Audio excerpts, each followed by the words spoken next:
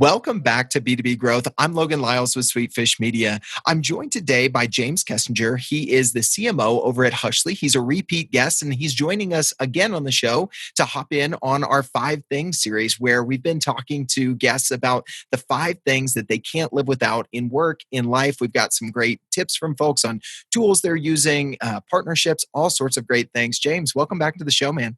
Hey, thanks a lot. Great feedback, Logan. Awesome, man. I was just looking over your list before we hopped on to record here, and I could tell you put a lot of thought into it. Let's dive in. What made number 1 on your 5 things you can't live without, sir? Yeah, so my first one is kind of one of those ones that I think as a business person you kind of have to have, right? Which is the laptop. I mean, I think it kind of goes without saying. Without a laptop or connection, you're really sitting on the sidelines and just not moving your business forward. So I think you've got to have that for sure. That's number 1 for me. Yeah, absolutely. It's been funny to see where people go to their laptop or their phone, which is more that they can't live without. I think on our last episode, it was iPhone. So I like the thinking there. Number 2 is a team that really helps your team get a lot done in your current role. Is that right? It is. It's my agency. And we probably don't give enough credit to our agencies out there. And again, for a lot of us, they are our team at the end of the day. I mean, so they're out there. They're an extension of what we do. And they, for me at least, right, they take what I'm thinking and put into great stories, whether that's for the digital or for your social and all that great work they do to help me really get just SEO indexable assets. They help me really create that.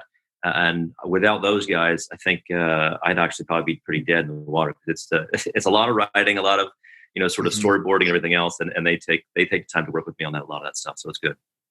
I love that nod there. I know a lot of listeners to this show are brand side marketers, and there are a lot of agency folks that listen to this show as well. While we're here, James, I just want to ask you real quick, since it sounds like this has been a really productive relationship for you with the agency that you work with.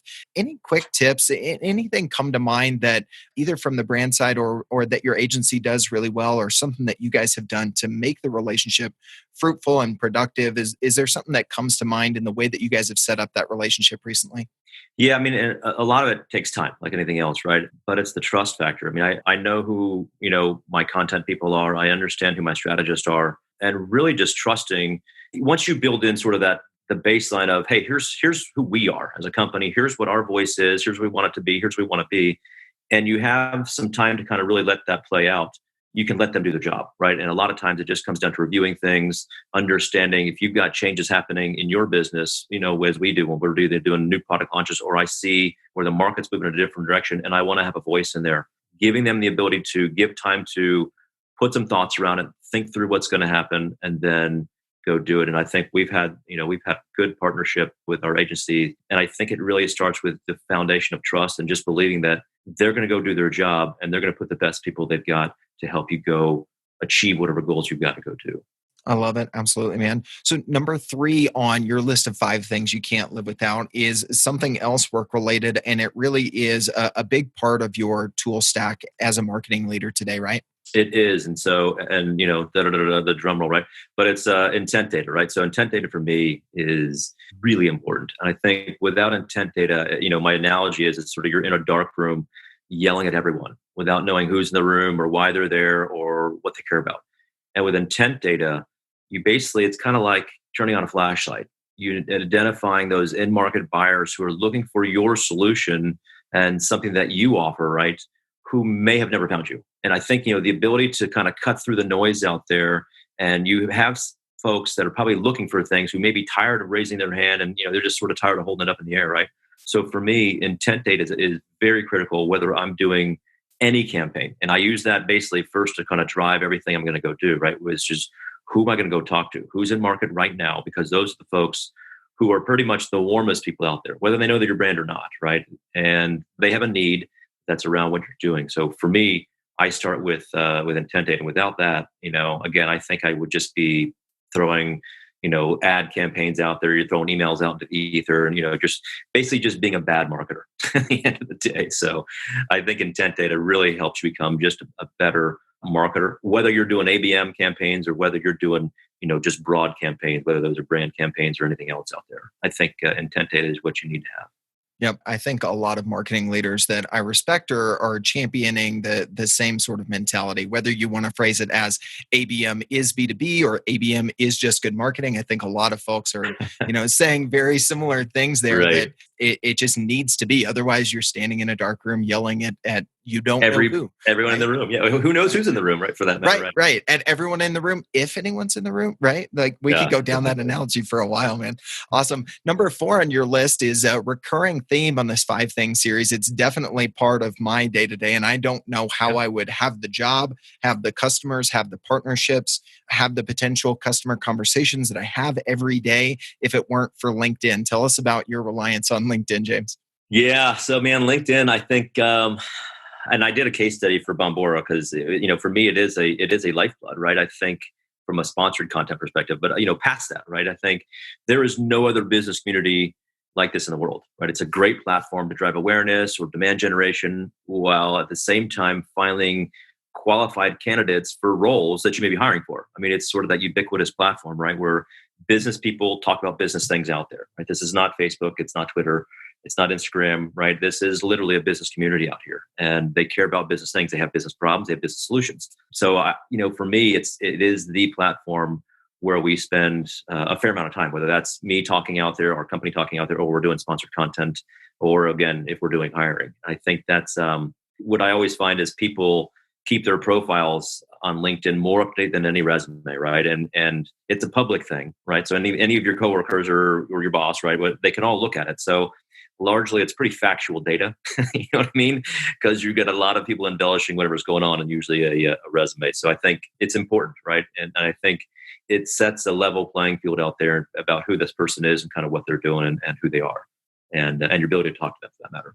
So it's a big one. It's really interesting that you bring up this correlation to the resume because it's almost like LinkedIn has moved away from being that resume site that we used to think. But yeah, But exactly. it's a more accurate resume now because it's like, yeah, there's the job history. But if I'm a customer potentially looking at, working with Sweetfish and I look at, you look at my profile, you might look at my work history, but what are you going to look at? You're actually going to look at the content. Or if, you're a marketer Right. and, James, you're interviewing someone, you look at their LinkedIn, you might look at their work history. But again, even the, whether it's a potential customer or a potential hiring manager, they're going to look at the content. They're going to look at the Yeah. activity because there's a lot of truth, What's into this that. person doing? Right. They Yeah. say they've done a lot. Have they actually done a lot? And Yep. then do they have, because you can add documents and videos, and I've got my podcast right with you guys out there too. I mean, are they doing stuff, right? Are they relevant to kind of what's going on today? So I think you're right. You're spot on with that.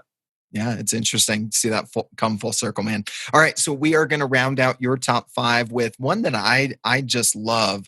Tell us about number 5 on your list, man.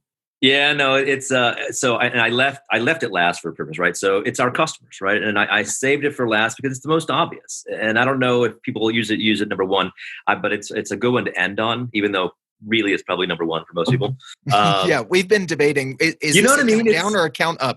But anyway, the So point I is look safe. at it as, look, we're not in business without customers. So keeping them happy and always innovating for them and helping them remove barriers to their success is our primary job, right? And as a bootstrap company, we don't have the luxury of sitting on piles of cash that have a bunch of strings attached from VCs and private equity firms, right? We run a profitable growth business, so customers for us are our benchmark of success, and it's never more important, to, especially as we see all these things happening in these macro things going on in the environment. You want to make sure you've got happy customers, right? And I think you want to have evangelists, you want to have people who are talking about you, and at the end of the day, they're the ones that your litmus test for where should you be going, right? I look at our customers as we've got our own thoughts, and we drive our own business, but we look at customers to validate, is that the direction we should be in, or are we too far out, or should we be a little further out, right? Should we keep pushing the envelope? So it helps us gauge a lot of what's going on. Yeah, man. Oh, there's so much in what you just said. I feel like we could have a whole other episode there. I mean, you touch on something that Gary Vee talks about with content a lot. Like if you're just mulling over what's quality content inside your own walls, then what does it matter? Like put it out there in the market and take the market's feedback. Just Yeah. like you're saying with your customers, you can, whether it's your product roadmap or your content, their input is really what's most important. And this holds true whether you're, venture backed or you're bootstrapped like Totally. your Any team company, and honestly. ours, right? But even more so when you're kind of running that, hey, we're building the runway as the plane is going down it, as we like to say here at Sweetfish, as a Right. bootstrap team too. But what you said there kind of reminded me of Joey Coleman's book, Never Lose a Customer Again, which is just something I'm recommending left and right to folks. And check out his episode on the Customer Experience podcast because it was phenomenal. Definitely go check that out if you haven't heard it. But one of the things that was an unlock for him is the stages of that customer journey. He's talked about in writing the book, almost left it out, and that's the delivery. We think that the end is the closed one. It's, as you put it, removing those barriers to our customers' success. Because when we do that, and they actually not just become customers, but become successful in what they came to us to deliver, that's where the magic starts to happen, and the snowball of your growth just gets exponentially more. I love what you're saying there, James. This has been a great conversation. I love the thought that you put into your list of your 5 things. We've got your laptop, your agency, intent data, LinkedIn, and customers, which we riffed on for a good part of the episode here at the end. Well, James, if anybody listening to this didn't catch your previous episode on B2B Growth, they're not connected with you on LinkedIn yet, what's the best way for them to reach out and stay connected with you, man? LinkedIn is my only way. That's the easiest way for me. But again, you can always see me at James at Huxley as well. That's an easy one too. So feel free to reach out anytime. Awesome. James, thanks for being on the show again. This was really fun. You bet. See ya. I hate it when podcasts incessantly ask their listeners for reviews, but I get why they do it. Because reviews are enormously helpful when you're trying to grow a podcast audience. So here's what we decided to do. If you leave a review for B2B Growth in Apple Podcasts and email me a screenshot of the review to james@sweetfishmedia.com, I'll send you a signed copy of my new book, Content-Based Networking, How to Instantly Connect with Anyone You Want to Know. We get a review, you get a free book. We both win.